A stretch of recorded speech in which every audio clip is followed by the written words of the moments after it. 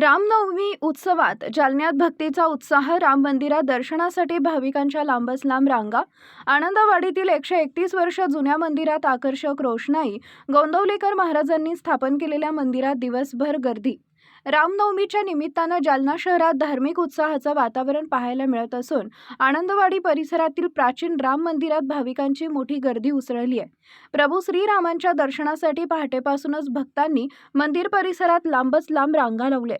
रामनवमी उत्सवानिमित्त मंदिरात विविध धार्मिक कार्यक्रमांचं आयोजन करण्यात आलंय। राम जन्म सोहळा मोठ्या भक्तिभावात साजरा करण्यात आला। मंदिरासह संपूर्ण परिसर आकर्षक विद्युत रोषणाईनं उजळून निघालाय। सजावटीमुळे आणि भक्तांच्या उपस्थितीमुळे आनंदवाडी परिसरात दिवसभर भक्तिमय वातावरण निर्माण झालंय। हे राम मंदिर ऐतिहासिक महत्त्व असलेले असून सुमारे 131 वर्षांपूर्वी समर्थ सद्गुरू श्री ब्रह्मचैतन्य गोंदवलेकर महाराज यांनी या मंदिराची स्थापना केली होती। त्यामुळे या मंदिराला धार्मिक आणि सांस्कृतिक दृष्ट्या विशेष स्थान आहे। भाविकांच्या वाढत्या गर्दीच्या पार्श्वभूमीवर कोणतीही गैरसोय होऊ नये यासाठी मंदिर परिसरात शिस्तबद्ध दर्शनासाठी व्यवस्था करण्यात आली असून स्वयंसेवकही कार्यरत आहेत। रामनवमी निमित्तानं जालना शहरात सर्वत्र उत्साहाचं वातावरण असून श्रद्धा आणि भक्तीचा संगम आनंदवाडी परिसरात पाहायला मिळतोय।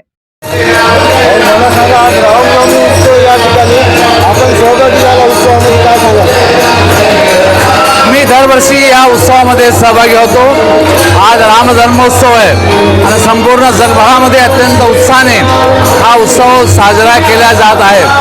माझी परंपरा गेल्या अनेक वर्षाची या मंदिरामध्ये रामोत्सवाला येण्याची आहे। राम हा आम्हाला निश्चित एक आदर्शवत राज्य निर्माण करणारा राजा आहे। त्यामुळे त्या रामाच्या आदर्शावर आम्ही चालतो आणि काम करतो। आज प्रभू रामचंद्राचा जन्म आहे आणि हा जन्मोत्सव गेल्या अनेक वर्षापासून जालना शहरामध्ये साजरा होत असतो। 115वा आज रामजन्माचा हा उत्सव मोठ्या प्रमाणामध्ये या मंदिरामध्ये साजरा होत आहे। गेल्या अनेक वर्षापासून आम्ही या मंदिरामध्ये दर्शनासाठी येत असतो। प्रभू रामचंद्राचा जन्म झाला, भरताचाही जन्म या ठिकाणी आज झाला आणि त्या कीर्तनाचं आम्ही श्रवण केलं आणि या रामजन्मभूमीच्या या महोत्सवाच्या निमित्तानं सर्व जनतेस शुभेच्छा देतो। धन्यवाद।